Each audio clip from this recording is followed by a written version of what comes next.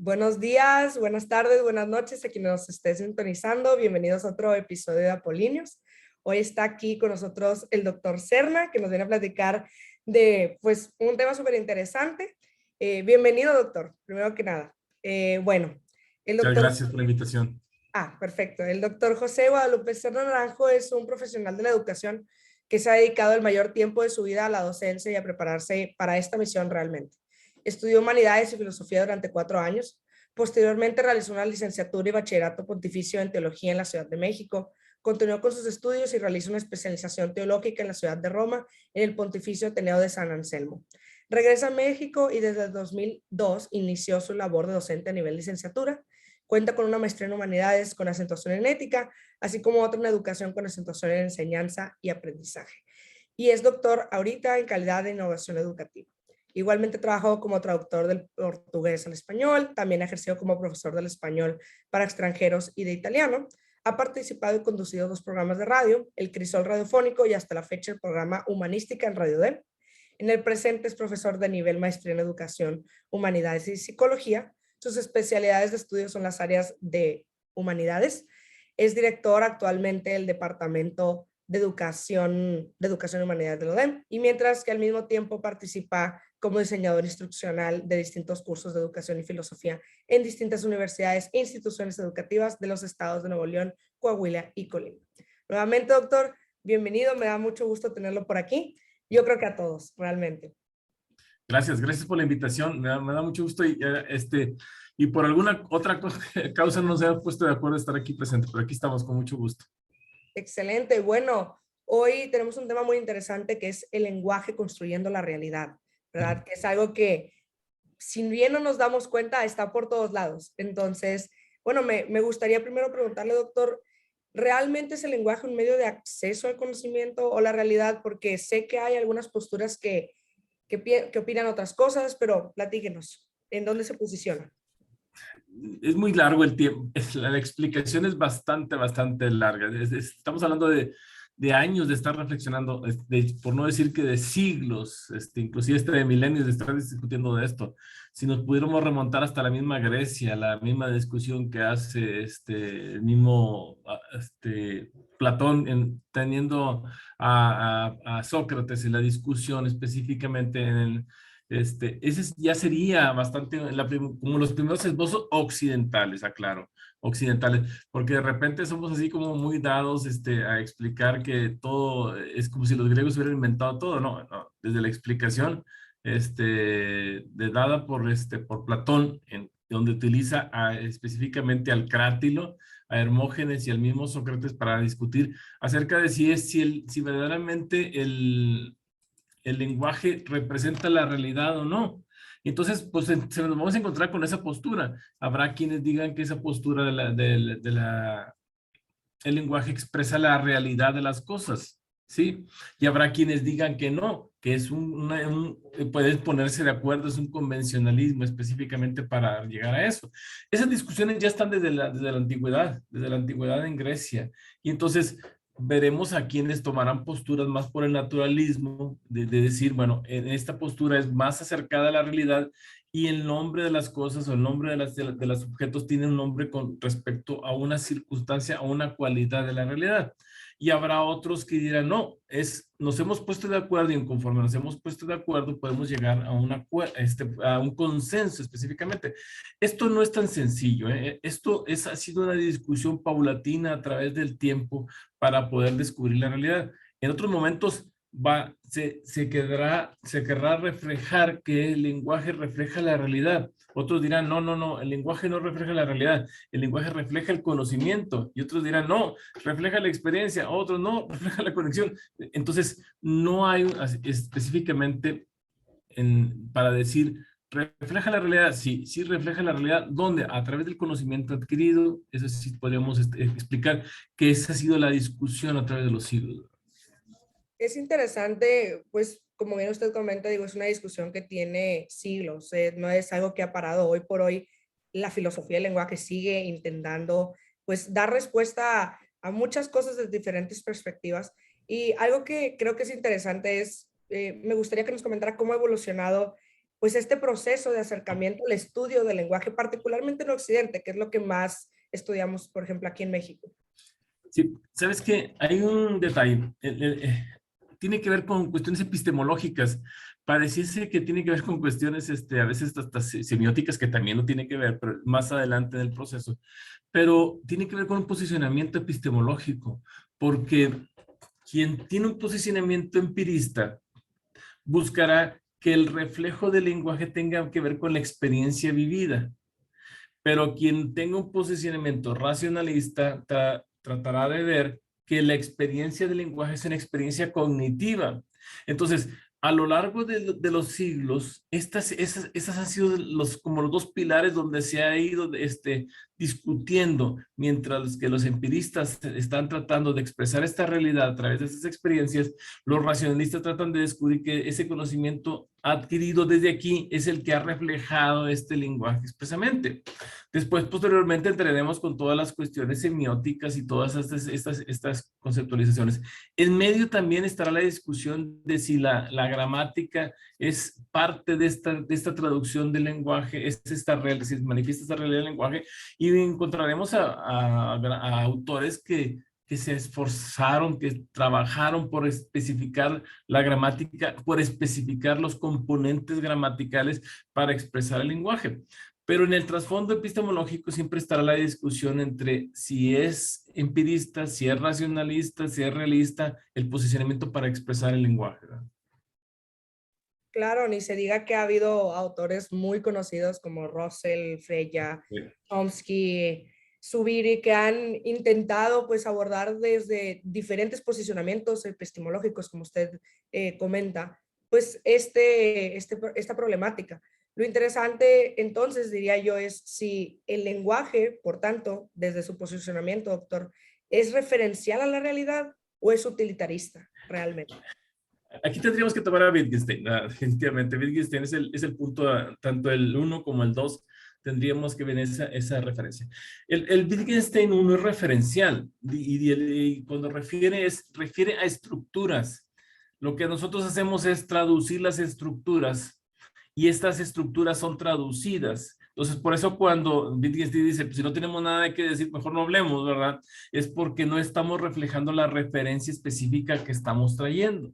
Después Wittgenstein pues negará esta parte de esta circunstancia y dirá, no, lo importante es el uso utilitarista, es decir, esta palabra, este lenguaje tiene muchas formas de lenguaje y es expresado según los usos y las costumbres, es decir, según la utilidad que se le da.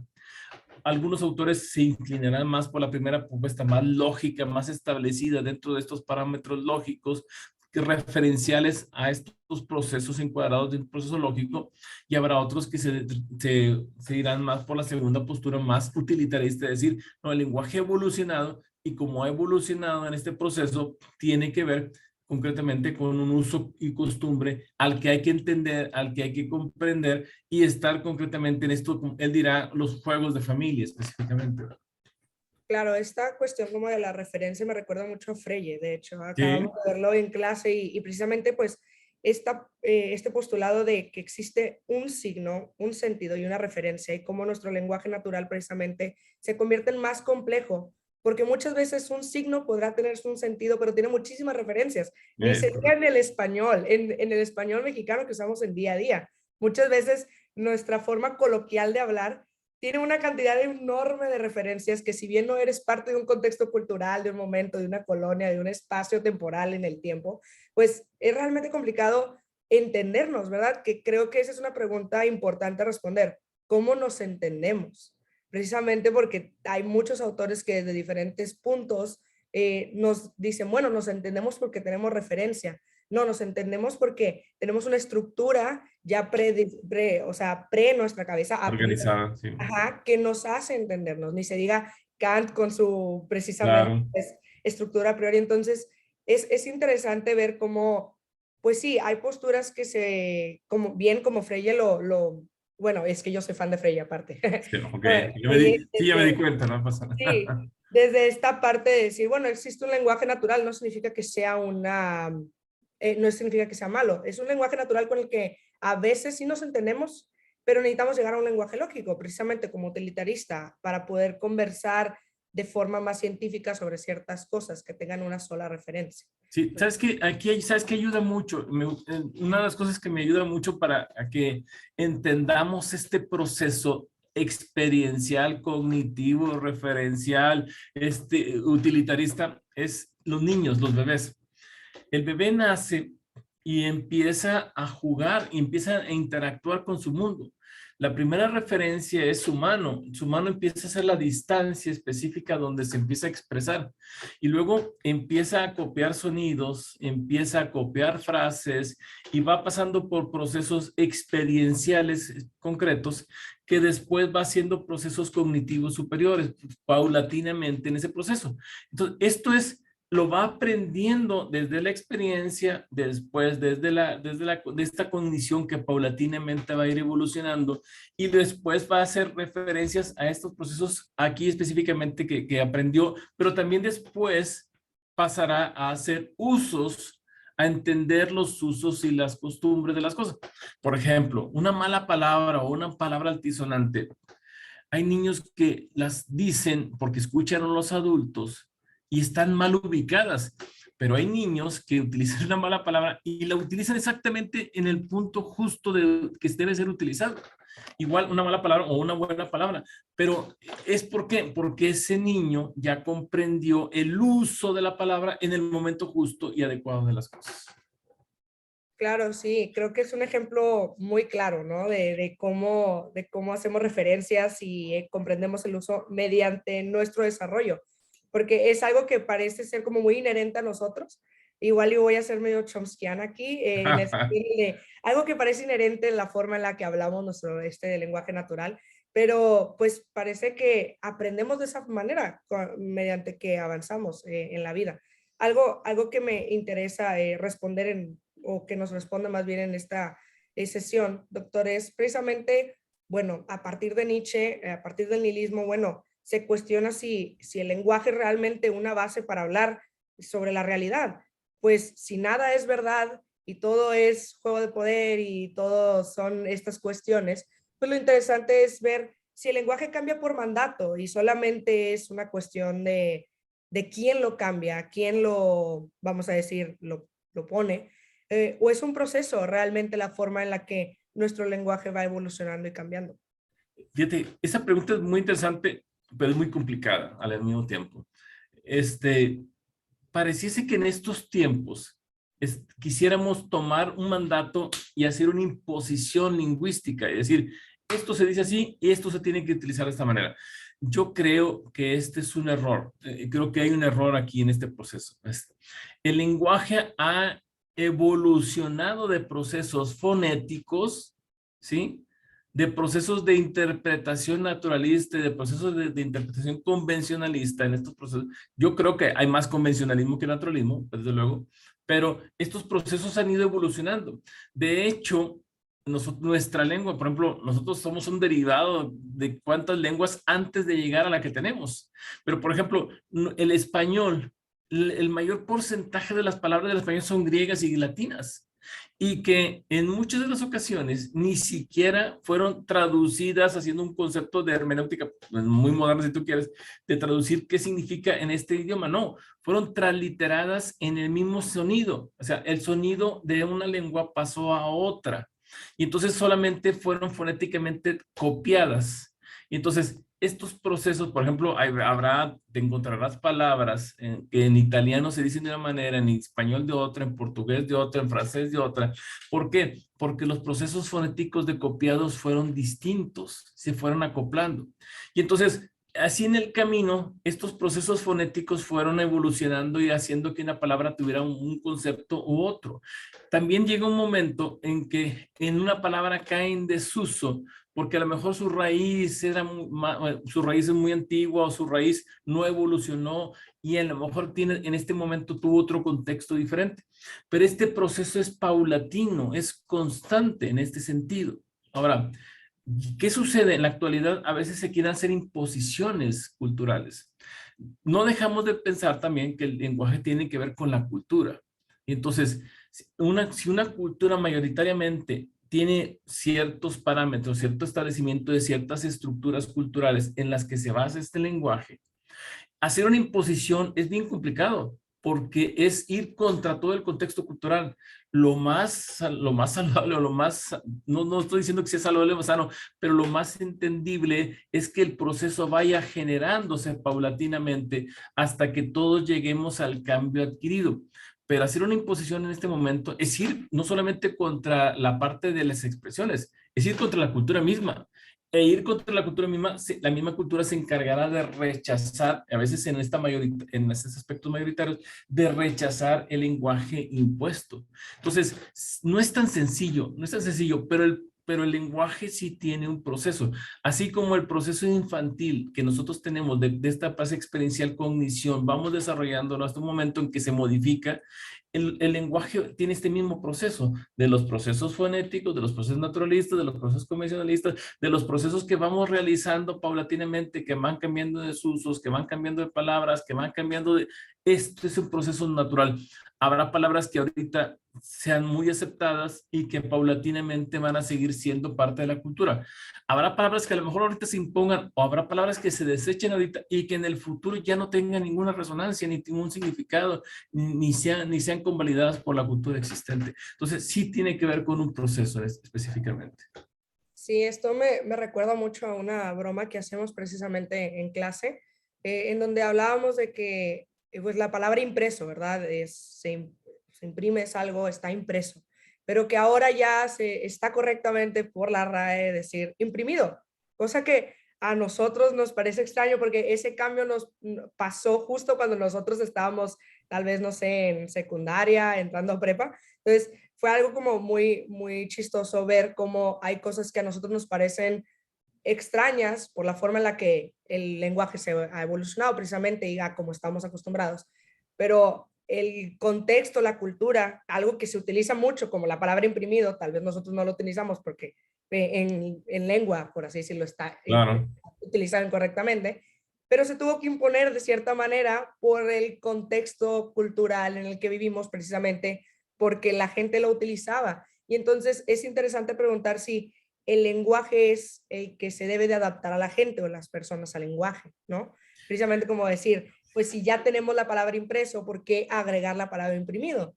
Pero Porque se empezó a socializar, se empezó a socializar, se empezó a socializar hasta tal punto en que la socialización fue parte del contexto cultural y fue parte del lenguaje. Y después el establecimiento de las normativas, por ejemplo, de la RAE, la aceptaron como tal. Y entonces en lugar de ser un error, se convirtió en una excepción. Y la excepción pasó a ser parte del lenguaje establecido. Y así, por ejemplo, podemos tener cantinflear y podemos tener muchas otras palabras que no eran correctas, pero que la mismo introducirlas en esta cultura y hacerlas paulatinamente parte del uso, se hicieron parte de este lenguaje. Y no nada más es traer el cantinflear, es la palabra por referirse al personaje, no, es referirse específicamente a no decir nada, al establecimiento de la explicación de lo que la palabra misma trae en el fondo, ¿verdad? De este significado, que no es único el significado, sí, pues puede no ser único, puedes tener varios significados, ¿sí? Pero sí es el establecimiento de esta utilización o este uso que la misma cultura le va dando. La cultura y los procesos de socialización de cultura y inclusive esta interacción también con otras culturas va a hacer que muchas veces hay palabras que van a empezar a desaparecer, palabras que a lo mejor están utilizadas de una manera y que en cierto contexto no se utilizan. Por ejemplo, uno lo ve con el mismo español. Hay palabras que en el español de Argentina, de Uruguay, de Perú, de Colombia, inclusive en el mismo España, no utilizamos entre unos y otros y esto sí las utiliza.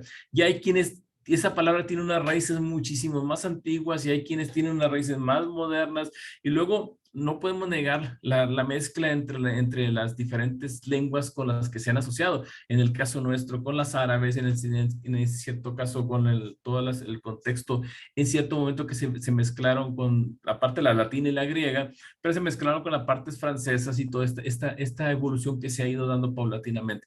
En otras culturas, por ejemplo en Argentina, si te fijas, el español que hablan es un español más acercado hacia la configuración con el italiano, porque han transliterado el italiano con el español, y entonces hay esta mezcla, pero tiene que ver con es parte de este proceso. Y hay palabras, como digo, que se han quedado en la estructura y en el uso de costumbre a lo largo del tiempo. Hay palabras que han evolucionado y hay palabras que han desaparecido. Fíjate, pasa muy comúnmente, cuando estaba yo llevando una materia cuando estaba estudiando en Roma, se llamaba diplomática. Y entonces nos pusieron un texto latino del siglo XIII.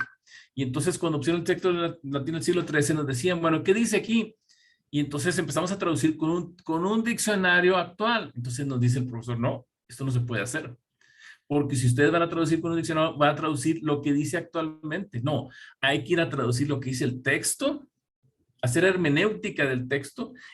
Hay que ir a buscar un diccionario que sea cercano al siglo XIII para hacer la comprensión del significado de la palabra en el uso y la costumbre de aquel tiempo, no en el actual. O es a veces, me llama mucho la atención que hay estudios, por ejemplo, de estos ¿cómo se llaman estos cómics japoneses muy famosos? Los mangas. Manga, ok. Y dice, no, es que vamos a traducir los manga al español. Dije, a ver, ¿de los vas a traducir del japonés directamente al español? No, no, pero pasa por el inglés. Ah, entonces ya estamos traduciendo el inglés, no estamos traduciendo el japonés. Entonces estos procesos hermenéuticos a veces no son los adecuados, no son los justos. Entonces, en el caso de cuando hay una confrontaciones culturales, en el caso de una palabra en el pasado pudo tener un significado, en el presente inmediato tuvo tener, y en el futuro a lo mejor posiblemente tendrá otra, pero es parte de este proceso. Hay palabras que podemos ir metiendo. Por ejemplo, me llama la atención la utilización que ahorita en la actualidad quieren utilizar el neutro, pero el neutro se perdió con el paso del latín al español. Se perdió el neutro y solamente tenemos una o dos palabras por ahí que son neutras específicamente, pero de este paso del griego al latín al español se perdió el neutro y no se asumió en el lenguaje español. Ahora, introducir el neutro ahorita sería desestructurar muchas partes gramaticales, muchas partes del lenguaje. Yo creo que sí hay suficiente, por ejemplo, en la actualidad, con todo esto del lenguaje inclusivo, más que utilizar neutros, yo creo que hay una infinidad de palabras que podemos utilizar que pudieran ser más cercanas y más inclusivas que inclusive el propio neutro, que a veces se quisiera utilizar. Lamentablemente, a veces nuestro lenguaje puede ser reducido, nuestro lenguaje puede estar reducido, que queremos encontrar en estas palabras y como no las encontramos, queremos poner neutros, cuando lo que tendríamos que ampliar es nuestro lenguaje y utilizar palabras que sí en español sí podemos encontrar que pueden hacer una referencia más específica, por ejemplo, en el caso de las cuestiones en las cuales se quieren utilizar los neutros. Sí, definitivamente. Bueno, es un tema que abarca, no, hay clases enteras, seminarios completos de lo que es la filosofía del lenguaje y esto es solamente un acercamiento a ella. Le agradezco mucho, doctor, por estar aquí con nosotros y por compartirnos precisamente su conocimiento. Y bueno, esto nada más es una invitación para los futuros lingüistas, los futuros filósofos del lenguaje, para seguir estudiando precisamente esto, porque como bien seguimos teniendo estas conversaciones, son contemporáneas, no se han quedado en la antigüedad. Es vamos a decir, no un problema, pero es de importancia todavía actual seguir platicando sobre lo que significa el lenguaje en nuestras vidas y cómo evoluciona, pues como cualquier persona, para acercarse un poco a la verdad y en parte para entender la forma en la que vivimos aquí en nuestra realidad. Sí, pero vamos a apuntar una cosa que dices, sí, muy interesante. En el caso de ustedes que están estudiando esto, entiendes el proceso y entiendes que a veces ciertos movimientos sociales o culturales a veces entienden el proceso de la estructura del lenguaje y que a veces las ciertas imposiciones van contra las cuestiones culturales o chocan estos procesos, pero lo entiendes porque lo estás estudiando. Pero cuando lo discutes contra los que lo quieren conservar y que los quieren imponer, te das cuenta que no tienen todo este bagaje que ustedes sí han estudiado y que sí les permite esta comprensión. Claro, sí, precisamente digo, el programa es una invitación a acercarse a las humanidades, porque las humanidades precisamente no son nada más para humanistas, son para los humanos en general, de ahí vienen, ¿no? Entonces, una invitación a acercarse a ser más humano, a dialogar y precisamente a adentrarnos un poco más en el estudio de lo que implica ser humano, desde la filosofía, desde la sociología, desde todos estos temas que versamos, ¿verdad? Entonces, bueno, no me queda más que agradecerle, doctor, por darnos este tiempo para grabar y pues agradecerle a todos los que nos están viendo. Hasta la próxima. Mucho gusto, gracias.